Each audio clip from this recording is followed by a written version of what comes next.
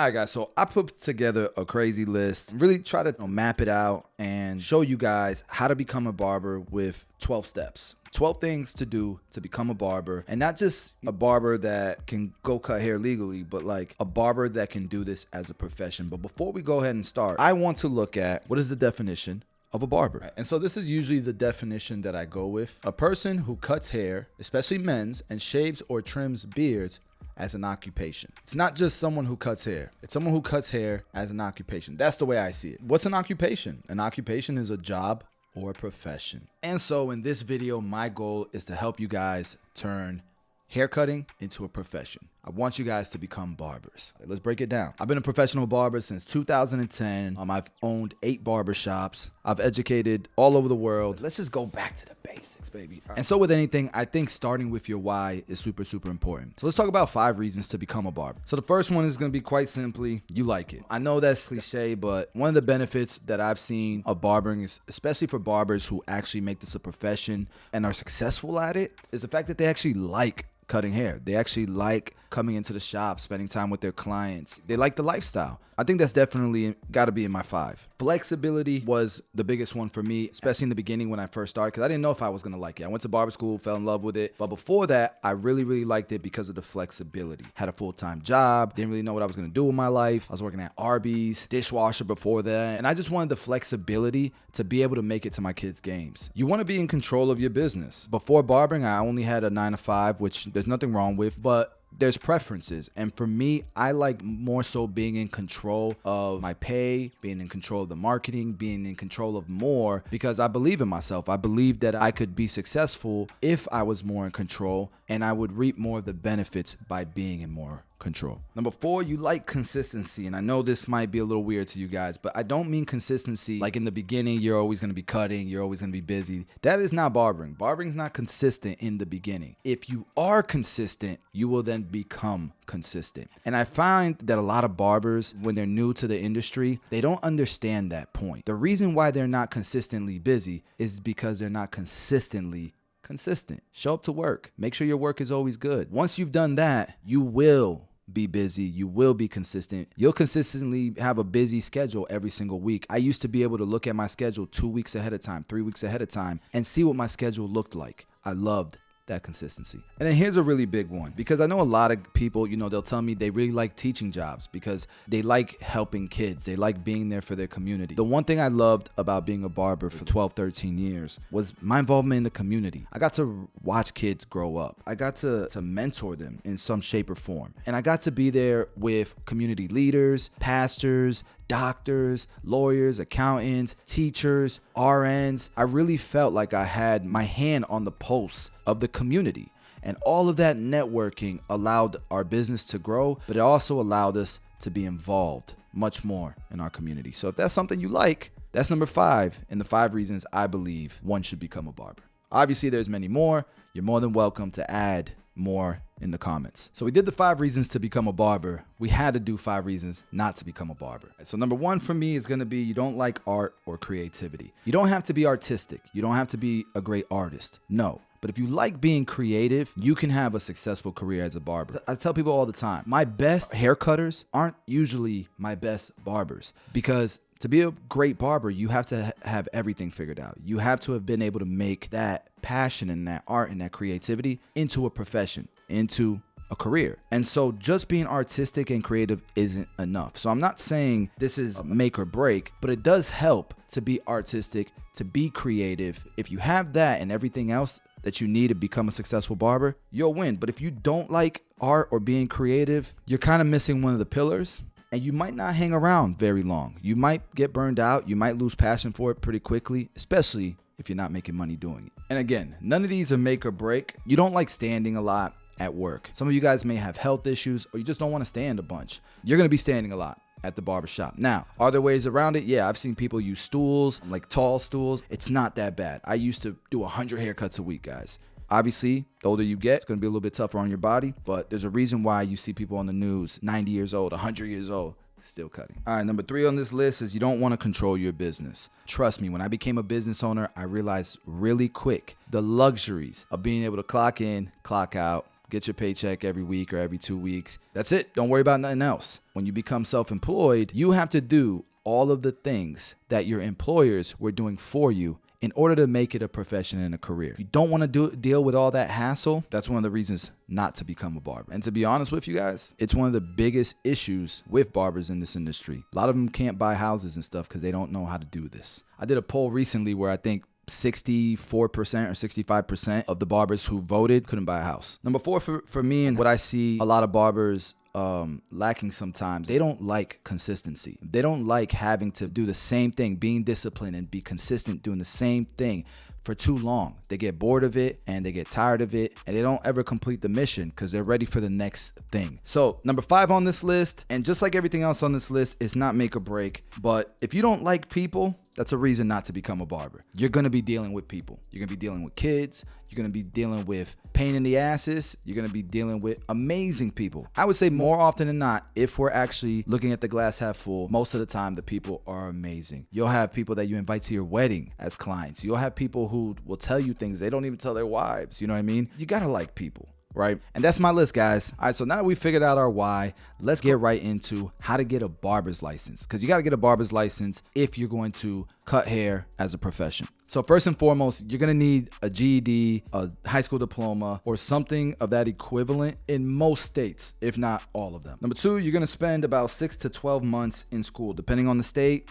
Is what it depends on, right? Like every state has different required hours that you have to go to barber school. After you've completed barber school, you are going to then schedule your exam. And depending on, the times, I could tell you during the pandemic, it was taking people months to get a date. I mean, typically, I would say probably 1 to 8 weeks to be able to go take that exam. If you pass it, you get your barber's license. Let's talk about also how much it's going to cost you. I've seen schools as cheap as $3,000. I've seen them as expensive as $30,000 for the year, for your license. If it's usually on the lower end, it's because they don't take financial aid. Usually on the higher end, it's because they take financial aid. And so because the government subsidizes this, it might be $3,000 out of your pocket, but it's going to cost you $30,000. These schools are going to take advantage of that government assistance. On average, I would say if you're going to go to financial aid route, it's going to probably be $15,000, $20,000, $25,000. Now, another way to get your license, this isn't available in every state, but in some states, there aren't a lot of schools. I've seen people have to travel out of state to go to barber school. Apprenticeship is going to be another route you can go. The problem with that is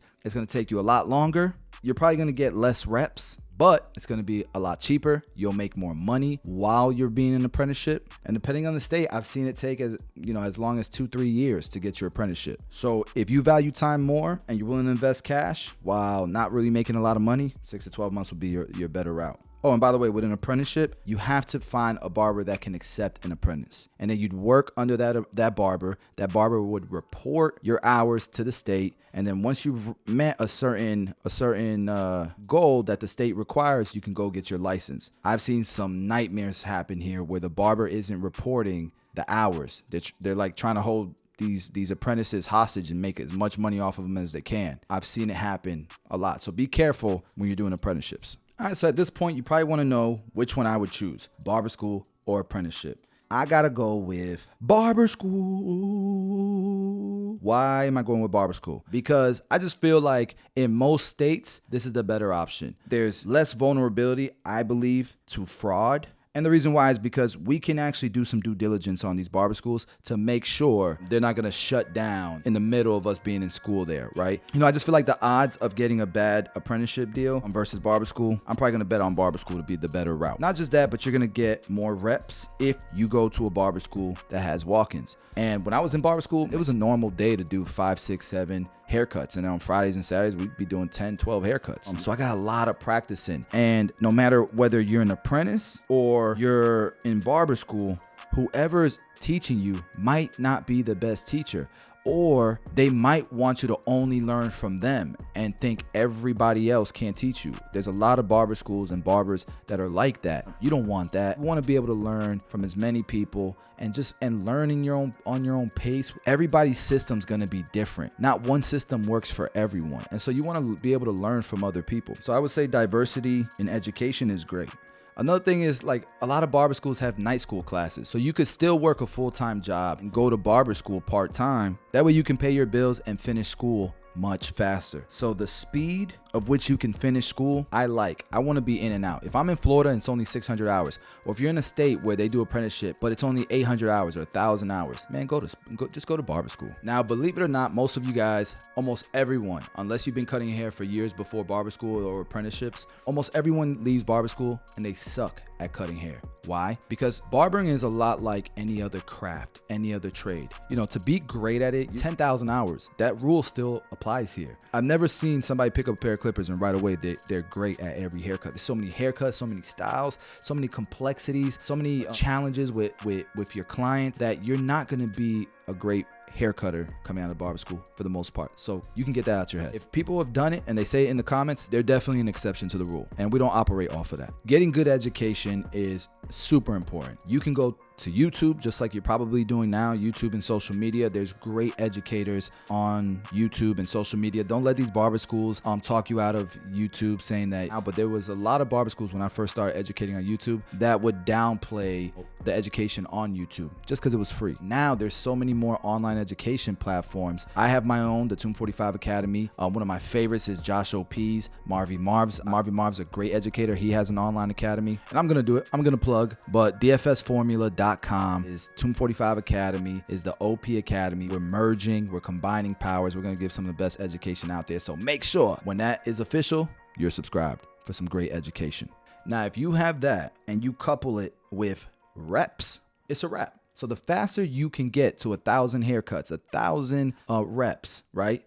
Combined with good education, you're going to speed up that process by leveraging what other people know and putting it to practice. You're growing that wisdom, that experience that's going to make you a better hair cutter and a faster, more efficient one. And that brings me to my next point, which is focus on the fundamentals. If you can master the fundamentals and be super efficient at it, you are going to become a better hair cutter, because people do not want to sit in your chair for an hour and a half, guys. A lot of you guys come out of barber schools. You're doing so many different things, which is great to learn the basics on that. But I would focus on the fundamentals of what you're going to primarily do in the barbershop. That way you get as efficient as possible with that, because that's going to be the bulk of your money maker. And then you can start adding things like hair color, SMP. There's a lot of great new services that barbers are adding, chemical service and stuff, and being great at, that's allowing them to increase their top line revenue. But if you can focus on a really nice fade, really good shear work, scissor work, and the straight razor, those fundamentals, focus on education and reps on those things. When you get out of barber school, you'll be one of the best hair cutters coming out of your school. Another one that's huge to me is mentorship. I remember having our barber shops, man, and anytime a new guy would come into the shop, we had a great squad that would really look after the new guy. There used to be a saying when I was young in the industry that, you know, when you're new, you're gonna be going into a tank full of sharks. That's not what I experienced when I went to my first shop. There was 2 guys there, one of which is now my business partner, who really took me in, who coached me, who handed me walk-ins, who looked after me with my haircuts. And even experiencing that, we made sure we brought that to my barbershops, where if you're a newer guy, I mean, we're gonna mess with you a little bit. It's just like being in the locker room. We're gonna tell you if you're taking too long. We're gonna tell you if something's off, and we're gonna do it in a professional way. But having that mentorship, having that team that looks after you, especially your first year out of barber school, is going to be huge at helping you become a better hair cutter. And last but not least, man, always have the mentality that you don't know nothing, bro. You just getting started. Always have the mentality, man. Always be learning. If you don't want to get burned out, if you don't want to get bored of this industry, even just for that simple reason, always be learning. Invest in your education, because you can always get better. I'm telling you, I've seen the industry evolve. I've seen the average income in the barbering industry change drastically. The moment you stop learning, the moment you stop growing. Now, you could be the best hair cutter in the world and have nothing to show for it at the end of your career. You could be the best hair cutter in the world and be broke, have no retirement, have no savings, have a miserable lifestyle, and think that barbering failed you. But what you were really missing was learning the business and finance aspect of barbering. I thought, what better way to help you guys get better at this portion of barbering than to give you guys my top 5 books when it comes to business and finance. So here they are. Number 1, this book changed my life, is Rich Dad, Poor Dad. This is going to be a paradigm shift to the way you think about finances and money. Leadership is huge in business. You don't have to be older to be a leader. I think by the time I was 26, I had 6 barbershops. And in the beginning, I really thought that being younger, I really thought that was going to be a problem. And it was in the beginning until I started investing in education that talked about leadership. This book right here was huge. How to Win Friends and Influence People. Probably one of the greatest books ever written. Number 3 on my list is going to be E-Myth. This book is huge because whatever you thought entrepreneurship was or is, this will be a wake-up call for you. And it'll change the way you think about whether or not you're working smart or harder. This book was a major paradigm shift for me. This book number 4 is a crazy book, man. This book just came out, I think, last week. It was written by Alex Hormozi, who's right now probably the most viral person in business in general. Dude's a monster. Brilliant. $100 Million Leads is probably one of the best marketing books, if not the best marketing book I've read in a long time. This book is a must read. The 5th book on my list, and it was a book I didn't think I ever needed, Tax-Free Wealth. I really like this book because it changes the way you think about taxes. The tax laws are about 7,000 pages. Of those 7,000 pages, about this much talks about like how to pay taxes pretty much. The rest of it is showing you how to not pay taxes. And what you learn from this book is that the tax laws can be used to learn how you can do more for society, how you can do more for our nation's economy. And so what you'll notice is most of the tax breaks that they have in the tax laws are to incentivize you to start a business, to create more housing, to create more jobs, to create more innovation. That's what those tax laws typically give you the most tax credits for. So if you're doing these things, you'll pay less taxes. And the reason why it's important is because taxes, if you're successful, will be the biggest expense of your lifetime. And now this one's a bonus. It might be a little controversial, especially these days. It wouldn't be right if I didn't mention the Bible. There's so many things that mankind, we just don't understand. We don't understand how the ocean works. We don't understand most of space of the universe. We don't understand a lot of things that go on Earth and with humans. I don't understand half of y'all. And I remember reading books, Stoic books like Marcus Aurelius' Meditations. Every successful leader that I've seen that had to lead, do amazing things for society, that died legends pretty much, they all had faith. And I think that's super important because no man should worship another man. Marcus Aurelius was the leader of the world, was the emperor of the world, and he had faith.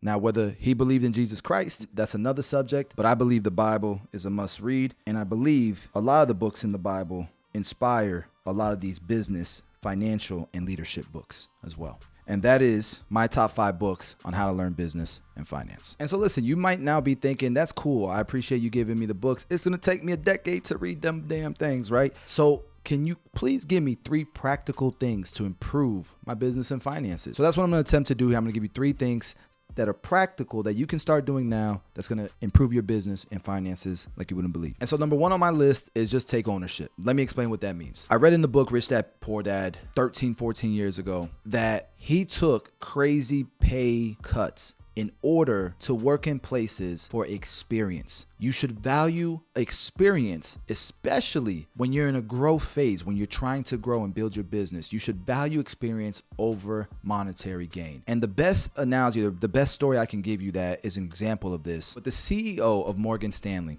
This guy worked under another CEO as an assistant, making $70,000. Like, this is a guy who could have been making millions working as a president or something like that at another bank. But he wanted to become a CEO so bad, he decided to work as an assistant, not a president, not a co-president or anything like that. He wants to work under the best CEO that he could so that he can learn from him. The dude went on to lead Morgan Stanley to get through the credit crisis in 2008. Dude became legendary. And it's because he put experience and mentorship over capital gain. That money will come when you build your skill sets. It's going to come. It's inevitable. The next one is going to be to make sure you keep your finances separated. I don't care if that means you have 2 bank accounts. They don't have to be 2 business accounts or 1 business account and a personal account. Just 2 separate accounts, one that you treat as a business, one that you treat as personal. So all your barbering income comes into your business account, and then when you need to pay yourself so that you can pay for your living, you transfer it from your business account. And then all your business expenses, where do they come out of? Your business account.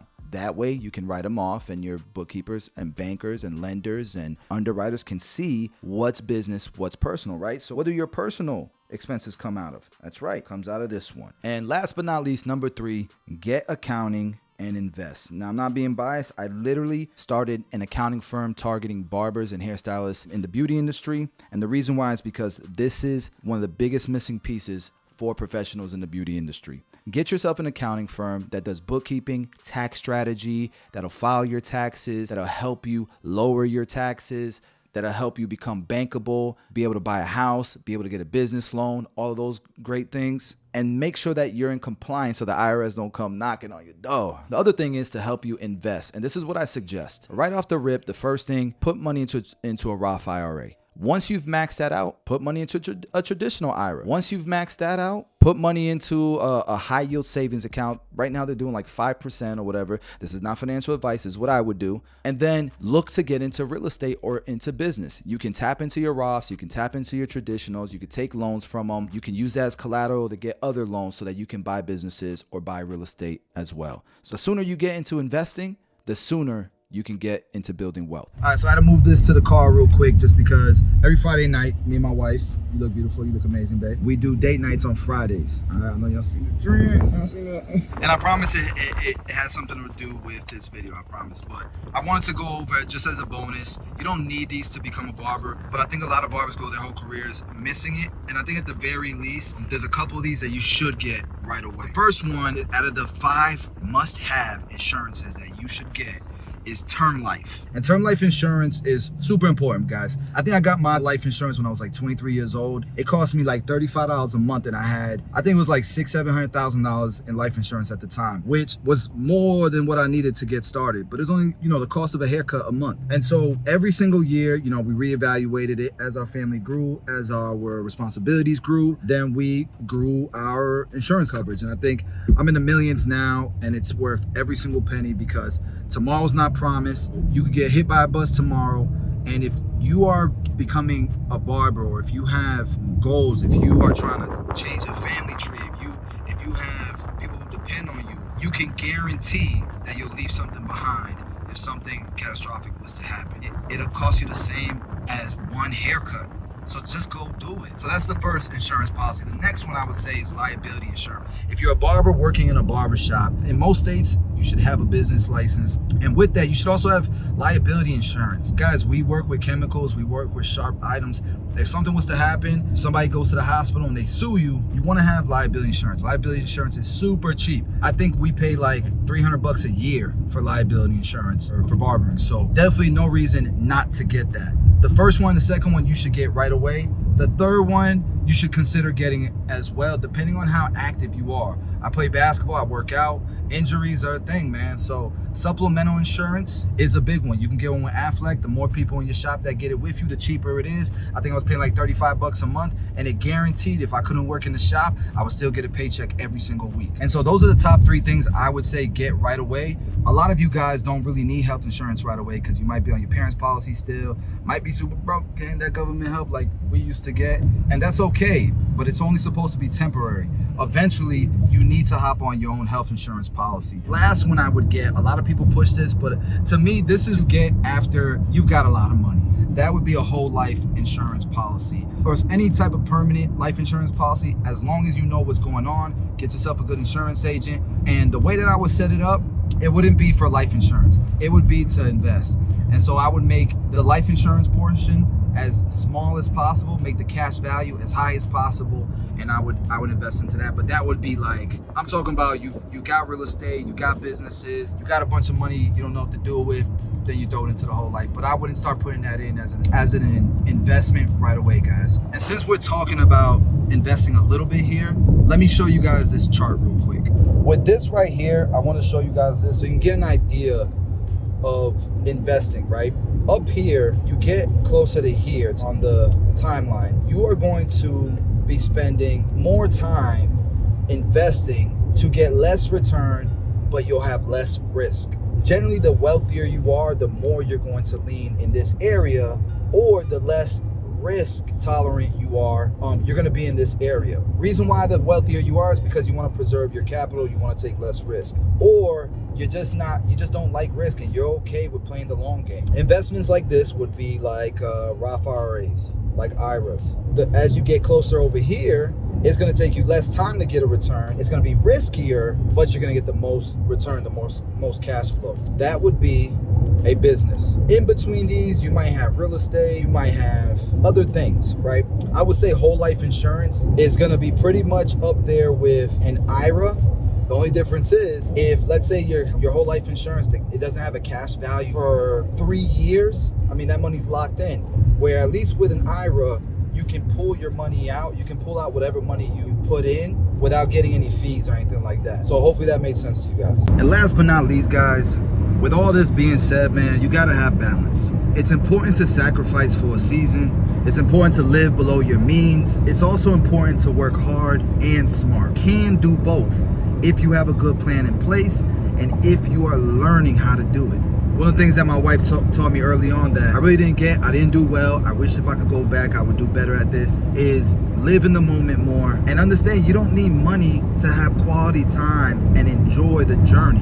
You can be creative, you can think outside the box. There's plenty of things you can do with your significant other, you know what I mean? Right? To have a good time.